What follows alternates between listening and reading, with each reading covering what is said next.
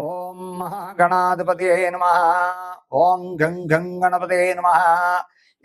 అయ్యా, ఇప్పుడు రేపు శ్రావణ అమావాస్య 24వ తారీఖు ఆషాఢ అమావాస్య పవర్ ఏమిటంటే చాలా పవర్. అమ్మవార్లకి బాగా చేసుకుంటారు, బోనాలు బాగా చేసుకుంటారు. వచ్చే ఈ ఆషాఢ అమావాస్య నాడు చాలా పర్వదినం అని చెప్పడానికి ఆస్కారం ఉంది ఇక్కడ.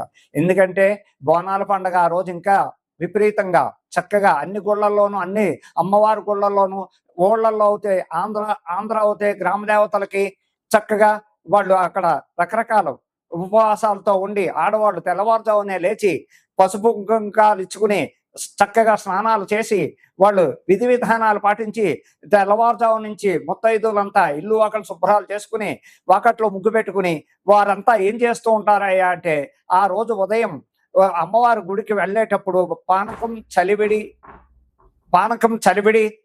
చక్కగా ఇలాగా రకరకాలు బ్రాహ్మిన్స్ అవుతాయి. నాన్ బ్రాహ్మిన్స్ కోళ్ళు మేకలు వేసుకోవడం ఆనమాయితీగా జరుగుతూ ఉంటుంది. దీనివల్ల ఆ అమ్మవారు ఆషాఢ మాసం అంతా అమ్మవారి ప్రసిద్ధి. ఇక్కడ బోనాలు ప్రతి ఆదివారం చక్కగా బోనాలు, చక్కగా పెరుగు అన్నం, చక్కెర పొంగలి కుండలో చక్కగా పెట్టుకుని ఆ కుండ మీద వేప కొమ్మలు పెట్టుకుని చక్కగా నెత్తిమీ పెట్టుకుని చక్కగా బ్యాండ్ మేళాలతో అమ్మవారి గుళ్ళకెళ్ళి ఆ అమ్మవారికి చక్కగా బోనం సమర్పించి చక్కగా విధి విధానాలతో పద్ధతులతో చక్కగా యథావిధిగా చేస్తారని చెప్పడానికి అక్కడ ఉంది. అయ్యా, ఈ ఆషాఢ మాసం ప్రసిద్ధి అంతా అమ్మవార్ల ప్రసిద్ధి అని చెప్పడానికి ఉంది. 24వ తారీఖు ఆషాఢ అమావాస్య నాడు చాలా గొప్పగా పర్వదినం అని చెప్పాలి. ఈ ఆషాఢ అమావాస్య అంటేనే అమ్మవార్లకి ఊళ్ళల్లో గ్రామ దేవతలు ఉంటారు. నూకాలమ్మ తల్లి, సత్యమ్మ తల్లి, వనూనమ్మ తల్లి, పెద్దమ్మ తల్లి, ఇలాగ రకరకాల మైసమ్మ, పోచమ్మ, సమ్మక్క, సారక్కలు ఇలాంటి గ్రామ దేవతల దగ్గరికి వెళ్ళి అమావాస్య నాడు రేపు 24వ తారీఖు ఆషాఢ అమావాస్య గురువారం నాడు అందరూ చక్కగా వాళ్ళ తగిన విధి విధానాలతో ఆ పర్వదినం నాడు గుళ్ళంపటి వెళ్ళి ఈ కుండలు నెత్తిమీ పెట్టుకుని ఈ పలహారాలు అవి ఇవి అన్ని రకాలుగా చేసుకుంటూ ఆడవాళ్ళంతా చక్కగా అమ్మవారి గుడికెళ్ళి పసుపు కుంకాలు సమర్పించి చీర జాకెట్లు సమర్పించుకుని చక్కగా విధి విధానాలతో ఎంతో బాగా చేస్తారు. అందుకని ఈ అమావాస్య పర్వదినం అంత గొప్పదని చెప్పడానికి ఆస్కారం ఉంది. అలాగే రేపు వచ్చే 8వ తారీఖు ఆగస్టు 8వ తారీఖు వరలక్ష్మి వ్రతం, శ్రావణ మాసం. ఆ శ్రావణ మాసం మొత్తం ఆడవాళ్ళు ఎంతో విధి విధానాలతో చక్కగా శుక్రవారాలు, మంగళవారాలు చక్కగా విధి విధానాలతో ఎంతో అందంగా ముత్తైదులను పిలుచుకోవడం. మంగళవారం అవుతే శ్రావణ మంగళవారం నాడు చేసేది ఏమిటంటే సాయంకాలం వెళ్ళి ముత్తైదులను పిలుచుకుని శనగలు, పళ్ళు, తాంబూలం అలాగే అన్ని పెట్టుకుని ముత్తైదులకు పసుపు రాసి, కాళ్ళకు పసుపు రాసి, గంధం పెట్టి, బొట్టు పెట్టి వాయినాలు ఇచ్చుకుని ఆయన అయితే శ్రావణ మాసం అంతా శుక్రవారం వరలక్ష్మి వ్రతం నాడు చేయవలసిన పండగ ఏమిటయ్యా అంటే తెల్లవారుజామునే లేవడం, చక్కగా ఇల్లంతా శుభ్రం చేసుకోవడం, దేవుడి మందిరం శుభ్రం చేసుకోవడం. ఆ వేళ విధి విధానంగా ఇంట్లో చేయవలసిన పని ఏమిటయ్యా అంటే కలశ స్థాపన చేసుకోవాలి. ఉదయం కలశ స్థాపన చేసుకుని చక్కగా ఒక పీట వేసి, దేవుడి మందిరంలో పీట వేసి, ఆ పీట మీద పద్మం వేసి, ముగ్గుతో పద్మం వేసి, వరిపిండి కానీ ముగ్గు కానీ పద్మం వేసి, ఆ పద్మం మీద కలశం పెట్టుకుని ఆ కలశంలో ఇన్ని నీళ్లు, పసుపు నీళ్లు వేసి, ఒక రూపాయి కాని వేసి, దాని మీద మామిడి కొమ్మలు పెట్టి, ఆ మామిడి కొమ్మల మీద కొబ్బరికాయ పెట్టి, ఆ కొబ్బరికాయ మీద పైన కలశం ఎర్రని గుడ్డ చుట్టి చక్కగా కలశం మీద పెట్టి ఓ పువ్వు, చామంతి పువ్వ, గులాబీ పువ్వ పెట్టి విధి విధానాలతో చక్కగా ముత్తైదులు పిలుచుకుని వరలక్ష్మి వ్రతం విధి విధానం ఏ విధంగా చేయాలి అంటే ఆ అమ్మవారి నామాలు చదువుకోవడం. పసుపు గణపతి, హరిద్రా గణపతిని ఫస్ట్. హరిద్రా గణపతి అంటే పసుపుతో చేసే గణపతిని హరిద్రా గణపతి అంటారు.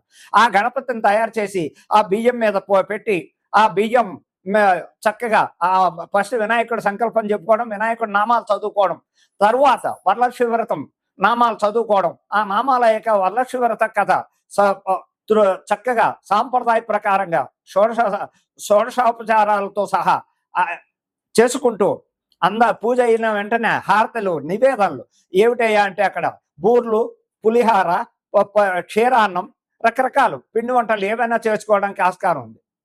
ఎన్నో విధాలుగా వరలక్ష్మి వ్రతం సాంప్రదాయం ఏమిటయ్యా అంటే ఎన్నో విధి విధానాలకి రకరకాలుగా చేసేందుకు శ్రావణ మాసం అంతా పర్వదినం, ఎంతో పర్వదినం ఇది. ఈ పర్వదినం అంటే ఏమిటయ్యా అంటే, ఎంతో చక్కగా ఎన్నో విధి విధానాలతో ఆడవాళ్ళంతా ఎన్నో రకాలుగా చేసుకుంటూ ముత్తైదులను పిలుచుకొని తాంబూలాలు చక్కగా తయారు చేసి శనగలు వాయినాలు, శనగలు ప్రతి పళ్ళెల్లోనూ పెట్టి స్తోమత ఉన్న వాళ్ళు చీర జాకెట్ పెట్టచ్చు, లేని వాళ్ళు ఒక జాకెట్ పీసు, ఎర్ర జాకెట్ పీసు, పసుపు కుంకుమ గాజులు ఇటువంటివన్నీ పెట్టి చక్కగా ముత్తైదులందరికీ కాళ్ళకి పసుపు రాసి గంధం రాసి బొట్టు పెట్టి వాళ్ళకి ఆ వాయనం ఇచ్చి వాళ్ళ చేత ఆశీర్వచనం తీసుకుని ఇలా చేయడం వల్ల ఎందుకయ్యా శ్రావణ మాసమే ఆడవాళ్ళు ఈ విధి విధానం అంతా ఆడవాళ్ళు దేశవ్యాప్తంగా ఎందుకు చేస్తారయ్యా అంటే దీనికి కారణం పార్వతీదేవి. ఈ పార్వతీదేవి అప్పుడు ఆ మహాతల్లి శ్రావణ శుక్రవారాలు, శ్రావణ మంగళవారాలు ఆ మహాతల్లి చేసి ఇప్పుడు ఈ కలియుగం వచ్చాక, ఈ తరం వచ్చాక అది కంటిన్యూ అవుతూ ఉంది. ఆ మహాతల్లి, ఆ పార్వతీదేవి ఉదయమే లేచి ఇల్లంతా శుభ్రం చేసుకుని ముత్తైదులు అందరినీ పిలిచి చక్కగా వరలక్ష్మి వ్రతం కథ విధి విధానాలు అందరికీ విన్నవించి తర్వాత ఇలాగే పాదాలకి పసుపు రాసి చక్కగా గంధం పెట్టి వాయినాలు, శనగల వాయినం ఇచ్చి ఆవిడ భోజనాలు కూడా పెట్టి ఎంతో మంది సత్కరించి ఆ ముత్తైదులు అందరి చేత ఆశీర్వదింది. అదే విధానంగా ఇప్పుడు చేయవలసిన కార్యక్రమం ఏమిటంటే హిందూ ధర్మం సాంప్రదాయ ప్రకారంగా ఈ శ్రావణ మాసం ఆడవాళ్ళ పండగ విపరీతంగా చక్కగా చేసుకుంటారు. దీనివల్ల ముత్తైదువులుగా భర్తల కోసం, పిల్లల కోసం, ఇంట్లో ఆయురారోగ్యాల కోసం అనేక విధాలుగా ఆ అమ్మవారిని కొలుస్తూ ఆ లక్ష్మీదేవి, ఆ వరలక్ష్మీదేవి వ్రతం నాడు ఇంటి క్షేమం కోసం, ఇంట్లో ఆరోగ్యాల కోసం, పిల్లలు చదువుల కోసం, అన్నిటి కోసం ఈ వ్రత విధానం పాటించడం వల్ల భర్తకి, పిల్లలకి అనేక రకాలుగా బాగుంటుందని చెప్పడానికి ఆస్కారం ఉంది. ఈ శ్రావణ మాసం ఎంతో ఉత్తమైంది. అలాగే రేపు 16వ తారీఖు కృష్ణాష్టమి వస్తోంది. 16వ తారీఖు కృష్ణాష్టమి నాడు మధురలో ఎంతో వైభవంగా చేస్తారు కృష్ణాష్టమి.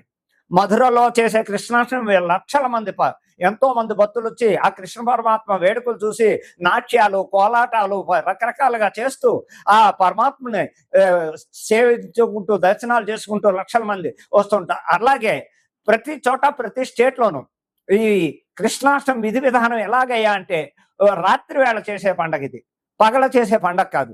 రాత్రి ప్రతి చోట చక్కగా ఉట్టిలు కట్టడానికి చక్కడికి పైన కర్రలు కట్టి ఆ కర్రకి ఉట్టిలు వేళ్లాడ తీసి చక్కగా పిచికారీలతో కానీ నీళ్ళ మగ్గుతో బకెట్లతో నీళ్లు పెట్టుకుని అక్కడ ఆ రాత్రి 7-8 నుంచి రాత్రి 10-11 దాకా చక్కగా ఈ కృష్ణాష్టమి మహోత్సవం ఎంతో బాగా చేస్తారు.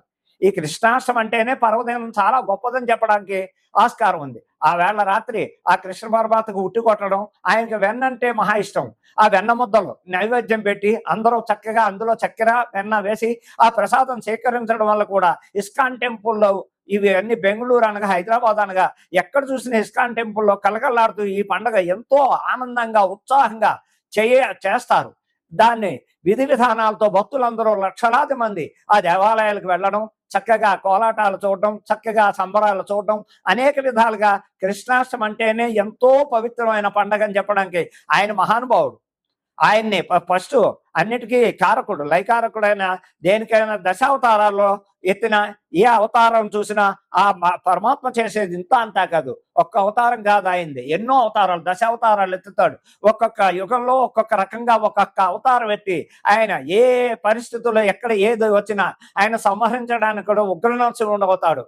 అలాగే రకరకాల విధి విధానాలతో ఏ టైంలో ఎక్కడ ఆపద వచ్చినా ఆపదకు వెళ్ళి వాళ్ళు అనేక రకాల ఇబ్బందులను చూసి, అలాగే సుభద్రాదేవికి ఆయన రక్షాబంధం కట్టి ఎంతో చక్కగా చేస్తాడు. అనేక రకాలుగా ఎన్నో ఈ కృష్ణాష్టమి వేడుకలు చేసుకోవడానికి చాలా మంది భక్తులు, అనేక లక్షల మంది, కోట్ల మంది దేశవ్యాప్తంగా ఈ పండుగ చేసుకుంటారు. ఈ పర్వదినం నాడు చేసేది 16 కృష్ణాష్టమి నాడు చాలా ఉత్తమమైన పండుగ అని చెప్పడానికి ఆస్కారం ఉంది. అలాగే 9వ తారీఖు రాఖీ పౌర్ణమి. ఈ 9వ తారీఖు రాఖీ పౌర్ణమి వస్తోంది కాబట్టి ఆ వేళ ఎవరయ్యా అంటే అది కూడా శ్రీకృష్ణ పరమాత్మ దగ్గర నుంచే వచ్చింది, పార్వతీదేవి దగ్గర నుంచి. ఇలాగా శ్రీకృష్ణ పరమాత్మ సుభద్రాదేవికి దగ్గరికి వెళ్ళి రాఖీ పౌర్ణమి కట్టించుకుని చక్కగా ఆ చెల్లెలకి తగిన చక్కగా పసుపు కుంకుమ చీర జాకెట్టు తాంబూలంలో అన్ని పళ్ళు కాయలు ఇచ్చి రక్షాబంధనం కట్టారు. రక్షాబంధనం అంటే దాని అర్థం ఏమిటి అంటే అన్నా చెల్లెళ్ళ బంధం, అక్కా తమ్ముళ్ళ బంధం. ఆ బంధం ఎలాంటిదంటే అపురూపమైన బంధం. ఈ ఇంత అంత అని కాదు అక్కడ చెప్పడానికి. ఆ బంధం ఏంటంటే చెల్లికి అన్నగారు అభయహస్తం. అక్క చెల్లి నేనున్నా నీకు, నాకు రక్షాబంధనం కట్టావు కాబట్టి నీకు ఇగో నాకు చేతనైంది కానుక నీకు ఇస్తున్నాను, ఇది తీసుకుని నాకు చక్కటి భోజనం పెట్టి నీకు నేను ఆశీర్వదిస్తున్నాను అని చెప్పే బంధం. రక్షాబంధనం అంటేనే ఎంతో పవిత్రత. అక్కడ అన్నా చెల్లెళ్ళే కట్టుకోవాలని లేదు, ఫ్రెండ్షిప్ లో కూడా చక్కగా ఒక అమ్మాయి వచ్చి అన్నగా భావించి చక్కగా రాఖీ కట్టించుకుని ఆయన తోచింది డబ్బుల రూపాయన అవ్వచ్చు, చక్కగా లేదా బట్టల రూపాయన అవ్వచ్చు, ఆ అమ్మాయికి కానుక ఇస్తారు. అలాగే ఆ అమ్మాయి కూడా అన్నకి స్వీటో ఏదో ఇచ్చి ఆ రక్షాబంధనం కట్టించుకుని ఆశీర్వాదం తీసుకుంటుంది. ఒక అన్నా చెల్లెళ్ళే కట్టుకోవాలని లేదు ఎక్కడ. ఆప్యాయత, అభిమానం, బంధుత్వ బాంధవ్యాలు పెరగాలంటే ఈ రక్షాబంధనం వల్ల ఎంతో ఉపయోగం ఉంది. ఎన్నో రకాల సాంప్రదాయాలు ఉన్నాయి. దానివల్ల ఆప్యాయత, బంధుత్వ బాంధవ్యాలు పెరగడం ఎంతో ఉపయోగపడుతుంది. రాఖీ పండుగ అంటేనే అంత పవిత్రత. ఇంకోటి జంధ్యాల పౌర్ణమి కూడా ఆ రోజే. బ్రాహ్మణులు అన్న వాళ్ళంతా వైష్ణవులు అనగా, వైశ్యాస అనగా, ఎవరైనా చారీలు అనగా ఆ వేళ యజ్ఞోపవీతం, నూతన యజ్ఞోపవీతం వేసుకుని చక్కగా సంకల్పం చెప్పి ఆ యజ్ఞోపేతం వేసుకుంటూ ఆ గాయత్రి మంత్రాన్ని 11 సార్లు స్మరించి పాత యజ్ఞోపేతం ఉండగా కొత్త యజ్ఞోపేతం వేసుకుని ఆ పాత యజ్ఞోపేతం పక్కన పెట్టి రాఖీ పౌర్ణమి అదే జంధ్యాల పౌర్ణమి అంటారు, దాన్నే రాఖీ పౌర్ణమి అంటారు, అన్నా చెల్లెళ్ళ బంధం అంటారు. అనేక రకాలుగా ఆ పౌర్ణమి నాడు ఎన్నో రకాల ఉపయోగాలు ఉంటాయని చెప్పడానికి ఆస్కారం ఉంది. ఇది శ్రావణ మాసంలో చేయవలసిన పండగలు. చక్కగా ఈ పండగలు. మిథున రాశి కూడా మార్చి 30 నుంచి రాశి ప్రకారంగా చూస్తే అక్కడ వచ్చే 2026 మార్చి దాకా రాశి ప్రకారంగా బాగుంది. కాకపోతే అక్కడ వచ్చింది ఏమిటంటే మొన్న మే 14వ తారీఖు రాత్రి మిథున రాశిలో గురువు వచ్చాడు. ఆ గురువు వలన కొన్ని ఇబ్బందులు వస్తాయి వాళ్ళకి. దశ బాగున్నప్పటికీ, దశ బాగుందనుకోండి గురువు ఇబ్బందులు తగ్గుతూ ఉంటాయి. అందులో ఈ మధ్య ఇప్పుడు చెప్పాలంటే అందులో బుధరవులు ప్రవేశించారు ఈ మధ్యకాలంలో.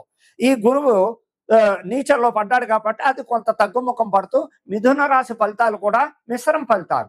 మరి రాజయోగం చెప్పడానికి లేదు. మిథున రాశి వాళ్ళు కూడా ఎవరినయ్యా అంటే బాగా ఆరాధించేది, చక్కటి ఫలితాలు ఇచ్చేది వినాయకుడు. ఆ వినాయకుడిని ఆరాధించడం వల్ల ప్రతి బుధవారం గరిక బెల్లం ఆ వినాయకుడికి ఇంట్లోనే మన పట్టం దగ్గర చక్కగా చిన్న విగ్రహం ఇంత బొమ్మ పెట్టుకుని ప్రతి బుధవారం నాడు వినాయకుడిని వాళ్ళు కొలవడం వల్ల ఆ గరిక బెల్లం అక్కడ పెట్టి ఆ నామాలు 11 నామాలు చదువుకుని చక్కగా వినాయకుడిని ఆరాధించడం వలన వాళ్ళకు కూడా ఉత్తమమైన ఫలితాలు ఉంటాయి. అలా అని చెప్పేసి మిథున రాశి వాళ్ళందరికీ బాగుంటుంది అని చెప్పడానికి లేదు. ఎలాగా? ఆరుద్ర నక్షత్రం మిథున రాశి, మృగశిర నక్షత్రం మిథున రాశి, ఇలాంటి వాళ్ళందరూ ఏంటంటే కొంతమందికి శని మహాదశ నడుస్తుంది వయసును బట్టి 50 దాకా. 50 దాటిన వాళ్ళందరికీ మిథున రాశి వాళ్ళకి టాప్ పొజిషన్. 50 లోపు ఉన్న వాళ్ళందరికీ శని మహాదశ ఉంటుంది అక్కడ. ఆ శని మహాదశలో కొన్ని జాగ్రత్తలు తీసుకోవాలి. అయినప్పటికీ రాశి బలం బాగున్నప్పటికీ ఈ శని మహాదశ నడిచి వాళ్ళు ప్రతి శనివారం శనేశ్వరుని ఆరాధించడం, నవగ్రహాలను బాగా ఆరాధించడం, శనివారం ఆంజనేయ స్వామికి బాగా ఆరాధించడం, సింధూరం బొట్టు పెట్టుకోవడం, ప్రతి శని త్రయోదశికి వాళ్ళు కూడా తైలాభిషేకం చక్కగా వెళ్ళి నాసికా త్రింబకం కానీ రాజమండ్రి ఈస్ట్ గోదావరిలో ఉన్న మందపల్లిలో శనేశ్వర అభిషేకం చేయించుకోవడం కానీ శని కంట్రోల్ అవుతూ ఉంటాడు. అదే శని లేకుండా బుధ మహాదశ, గురు మహాదశ ఇలా జరుగుతూ ఉంటాయి. వాట్ టాప్ పొజిషన్ లో ఉంటారని చెప్పడానికి ఆస్కారం. అంతేకాని ఈ మిథున రాశి అంతా బాగుంటుంది ఇంకా వాళ్ళకి ఏం లేదండి పట్టిందల్లా బంగారం చెప్పడానికి ఉండదు.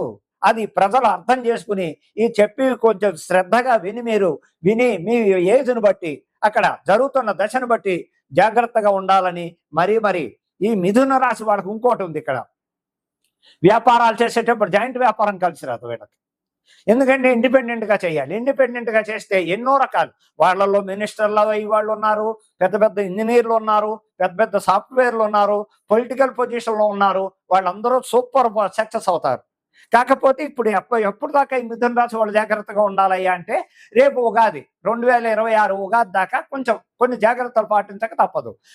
అలాగే వీళ్ళు చేసేది ఏమిటంటే ప్రతి బుధవారం కొన్ని బుధవారాలు పెసలు ఆకుపచ్చ బట్టలో ఓ కేజీ పావు పెసలు గుడికి వెళ్ళి ఓ బ్రాహ్మడికి దానం ఇచ్చి తగిన దక్షిణ ఇచ్చి అలా చేసుకోవడం వల్ల కూడా ఈ మిథున రాశిలోనే ఇంకో ఫలితం ఉంది. లేని పేద పిల్లలకి పుస్తకాలు, పెన్నులు పంచిపెట్టడం, ఎల్లో కలర్ అంటే స్వీట్లు స్వీట్లు పంచిపెట్టడం ఇలాంటివి చేస్తూ ఉండడం వల్ల కూడా గొడుగు, చెప్పులు, దానాలు ఇవ్వడం వల్ల కూడా వీళ్ళకి ఎంతో ఉపయోగపడుతుంది. ఈ శని ఏలినాటి శని జరిగి వాళ్ళు కూడా గొడుగు, చెప్పులు దానం ఇవ్వడం వల్ల శని నాడు ఎంతో ఉపయోగం ఉంటుంది. అలాగే మిథున రాశి వాళ్ళు చాలా చక్కటి ఫలితాలు పొందడానికి వినాయకుడిని ఆరాధించడం, వినాయకుడి పాదాలు పట్టుకోవడం, ప్రతి బుధవారం వినాయకుడి గుడికి వెళ్ళడం, గరిక బెల్లం ఇచ్చి అక్కడ అర్చన చేయించుకోవడం, యథావిధిగా దానాలు, ధర్మాలు చేయడం వల్ల ఉన్నవాళ్ళు అయితే పేదలకి అన్నదానం చేయొచ్చు. అంతా లేని వాళ్ళు మిడిల్ క్లాస్ వాళ్ళు అయితే చక్కగా కాస్తో కూస్తో ఓ పెన్నులు విద్యార్థులు పుస్తకాలు కొనిచ్చి వాళ్ళకి అలాంటివి చేస్తూ ఉండడం వల్ల కూడా వీళ్ళకి జాతకంలో ఉన్న గ్రహబాధలు పోయి ఎంతో చక్కగా ఉంటారని చెప్పడానికి ఆస్కారం ఉంది. ఈ మిథున రాశి వాళ్ళు పాటించవలసిన జాగ్రత్తలు పాటించి చేయవలసిన దానాలు చేసుకుంటూ ఉంటే వాళ్ళు ఎంతో బాగుంటారని చెప్పడానికి బాగుంది.